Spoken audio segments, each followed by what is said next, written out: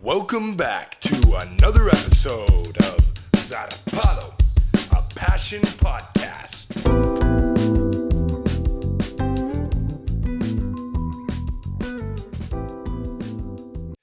Well, I am coming to you live from San Diego, California. I hope you guys enjoy the background that I have here of beautiful mermaids in the hotel that I'm staying in right now.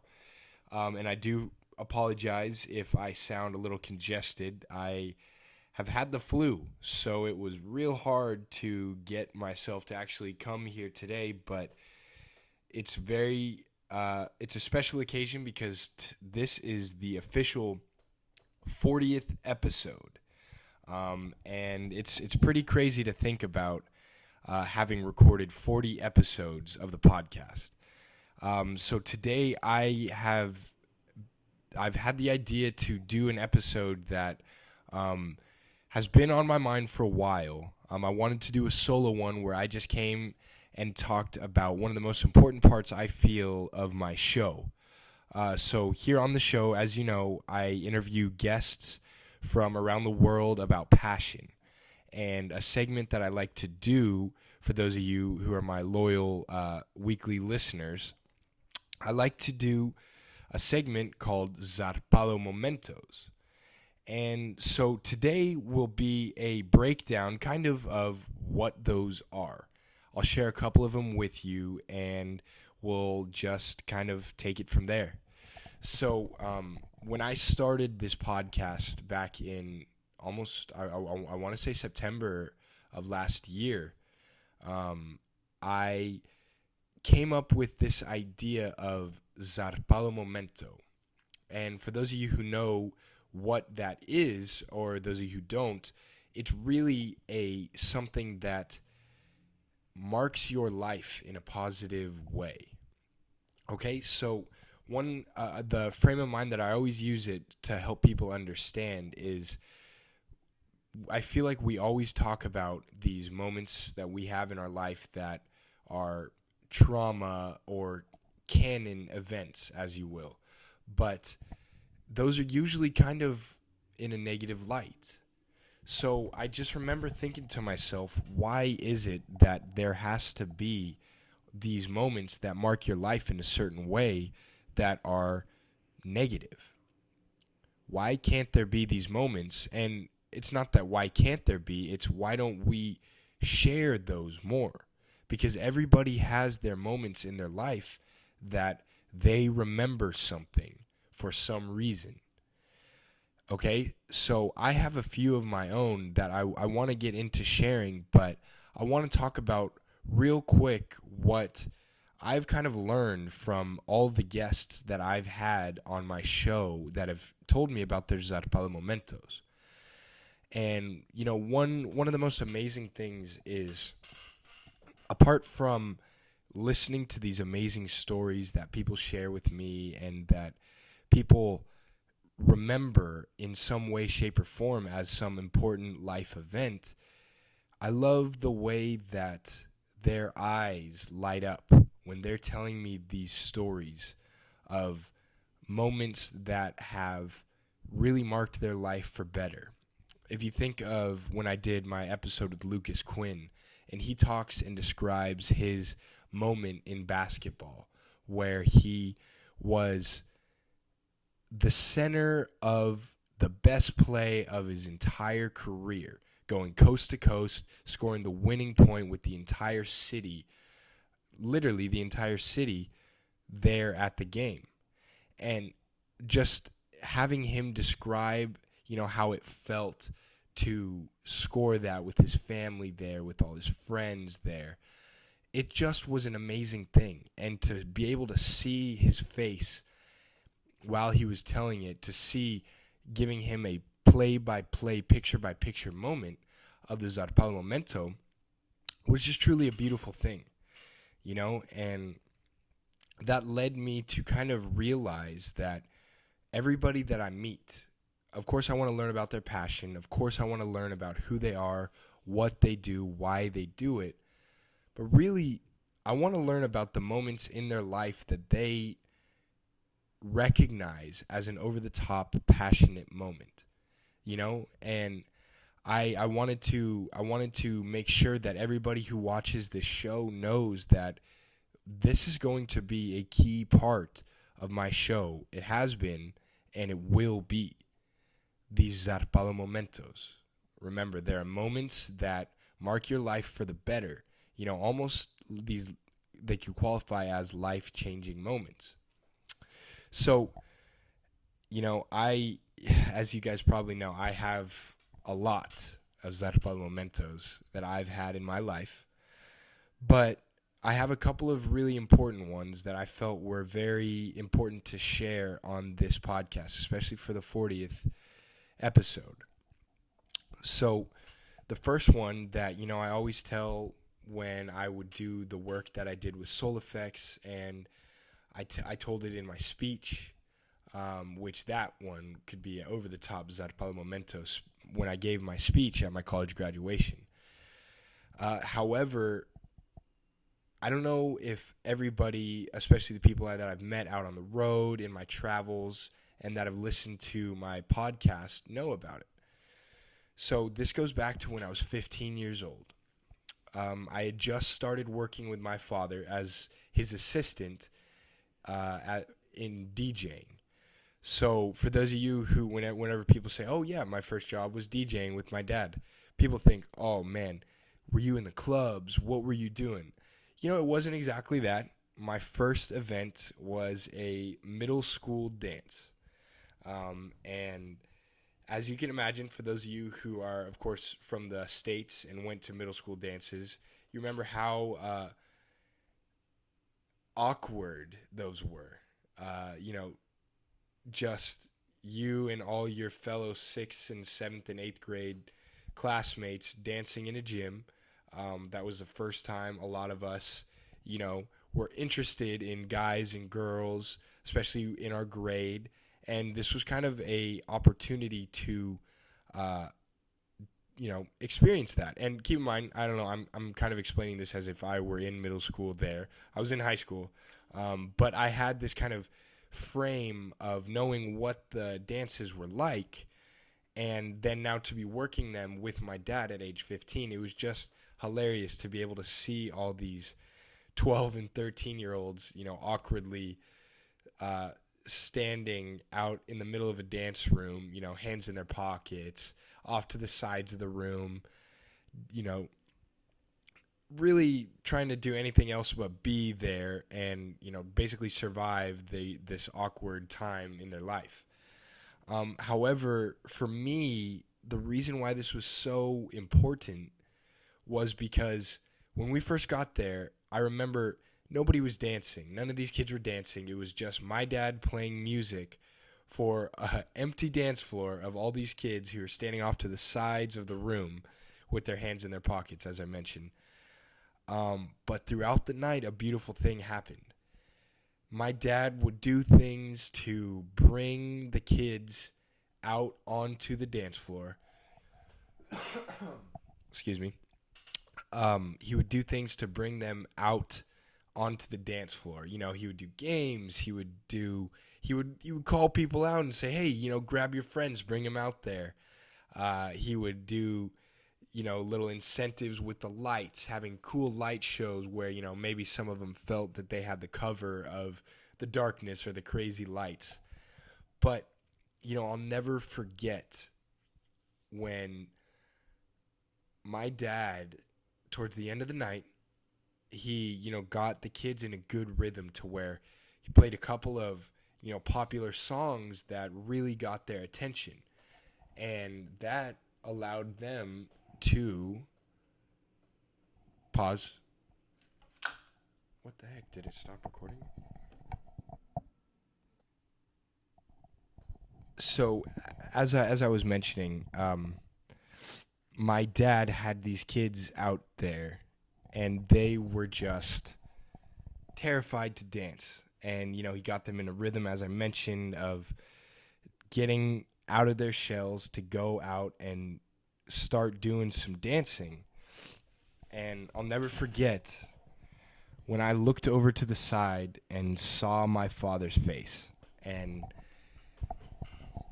you have a room full of these 12 and 13-year-olds, and my dad was what, 60 years old, something like that, maybe even in his late 50s, and his face lit up the entire room. And when I was 15, I didn't know much about the word passion, but I remember seeing that this is passion, and I can not wait until I find whatever it is that will allow me to feel the same way that he felt about that. And I just always remember that, and I've told that so many times, especially in the work that I've done with Soul Effects, because that story, I feel like, has just been so helpful and amazing for kids, and really anybody, to know that we have the ability to go out there and find things that we feel lights up our life and makes us just incredibly, incredibly passionate. Okay, so, as I mentioned as well, I told this story a lot with Soul Effects. And, I would classify the work that I did with Soul Effects. It was the nonprofit that I worked for. It was an internship that I had for 5 years in college. I started as a freshman and managed to actually become the first paid employee of this nonprofit, because I just made it known that I wanted to do more work, I wanted more responsibility, and I wanted to help make a difference.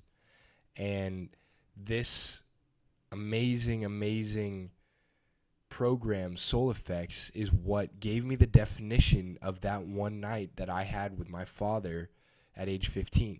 It gave me the definition for passion. Another Zarpado momento that I've had, and I want to do it kind of related to Soul Effects. I remember there was this kid. His name was Mr. I honestly don't remember what his name was, but we called him Mr. History. He was a part of the group of the first special needs students that were allowed to go through this amazing program where we taught passion and purpose to ninth grade students. And we called him Mr. History because you could ask the kid anything about a date or, for instance, a war that happened in U.S. or world history. He just knew these details, and I think that was his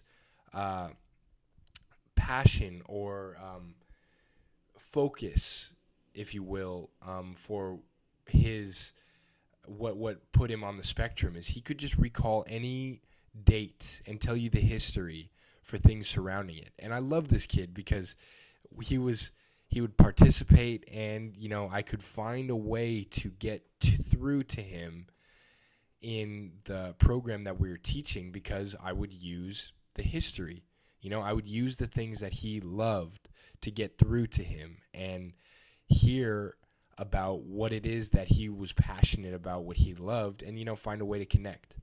And I remember that there was one time, and I actually have a video of it up on my Instagram. If any of you guys want to do a deep search, I posted a post on my 20th birthday, and it's a video of me and Mr. History. And I just came into the room, and we were playing music, and I would dance in the mornings just to get the kids, get them to feel comfortable, at least so they weren't the goofiest in the room. I would always happily take that position. But I remember Mr. History just came up and started dancing with me, and we were just dancing back and forth, kind of a little dance-off type of thing. But it got to a point where all the students in the room were watching me and this kid dance. And he wasn't a, quote-unquote popular kid, but after this, a lot of the kids would just talk to him and say, dude, like, you were fearless. You didn't, you just got up there and you danced with this college kid, and it was awesome. And, I'll always remember that as a Zarpado momento, because not only was I able to connect with him in a way other than the history and the things that would often get us off track, but I was able to help him get out of his comfort zone. And I think that is such an important thing, because so many of us are so worried about what people are going to think about us if we do something. But truly, when you kind of take a step back from yourself and realize that I'm not as, maybe, I don't want to say not as cool, but I don't have to act as cool as I think people want me to be. And I was able to see that firsthand in Mr. History because the kid just broke out of his shell and had a great time. Those are just a few Zarpado Momentos. I mean, I can go over hundreds because I really try to be conscious of these moments in my life. Um, the last year of my life living in South America, you can imagine I've had countless Zarpado Momentos. I mean, one quick one was when I climbed a mountain, Cristo Redentor. For those of you who don't know what that is, it is in Rio de Janeiro, the iconic statue of Jesus Christ up on the top of the mountain. Well, I rock climbed up that. It took me 2 hours of beautiful multi-pitch climbing. I was absolutely exhausted after that, but I just felt so phenomenal afterwards. And it was just so cool to be able to go and feel so close with, nature and to my dad when I was out there just living my passion, climbing up this mountain. And oftentimes you'll be able to identify a Zarpado Momento because of the consciousness you get during the moment. Think of a moment in your life where you were just truly in that moment, in the zone, just feeling, experiencing everything that was happening. What were you wearing? What were you doing? What did it make you feel? If the chances are, if you remember a lot about a moment like this and the outcome and different things like that, that could be qualified as a Zarpado Momento. And that is the type of stuff that I feel needs to be shared with people, because not only do you give them an opportunity to, feel and almost live in that moment, but you give them the opportunity and the space to think of their own life. So if I could just encourage anybody listening to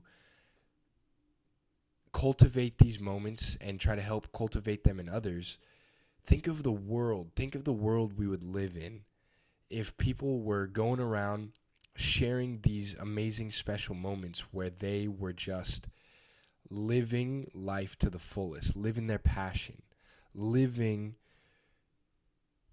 in that moment and just being able to share it with people. That's a Zarpado Momento. And, I mentioned this already, but it's so special when people on the podcast are able to give me kind of a look into their life. I feel like it makes you connect with people so much better. So I wanted to take the last, 10 or so minutes on here to kind of help you identify these moments in your life. And so it's pretty simple, and I do believe that there is a way to go out and seek these moments. It's similar to a thing that I've spoken about a lot on the podcast, the flow states. It's really when you're doing something that not only you are very accustomed to, you're very comfortable with, but it's something that you feel, and for lack of better phrasing, that nobody does it better than you in that moment. And, you just feel some type of way. So I encourage all of you to, find it is what you're passionate about and really just kind of go out into those moments looking to find a Zarpado Momento, find something that you remember. And it's the way that you can tell is, you just have this amazing experience that you just remember. It leaves you kind of on a cloud nine type of feeling afterwards, that you just feel that you can go out and do anything. And as I mentioned, there's ways to do this. All you got to do is find out what it is you're passionate about and go out and really just dedicate a day to chasing after your passion. I mean, imagine that. Imagine that, people, that you go out and, let's say, I mean, because I can relate to this, rock climbing. Say, I want to go out and I want to rock climb outdoors. Pack a bag, go out into the outdoors and go do some exploring, try to be safe. But in that, ideally, you'd want to go out with people, because it's amazing when you're able to share these moments with people. And you would go out and just dedicate a day to just doing what it is you're passionate about. I guarantee you do something like that.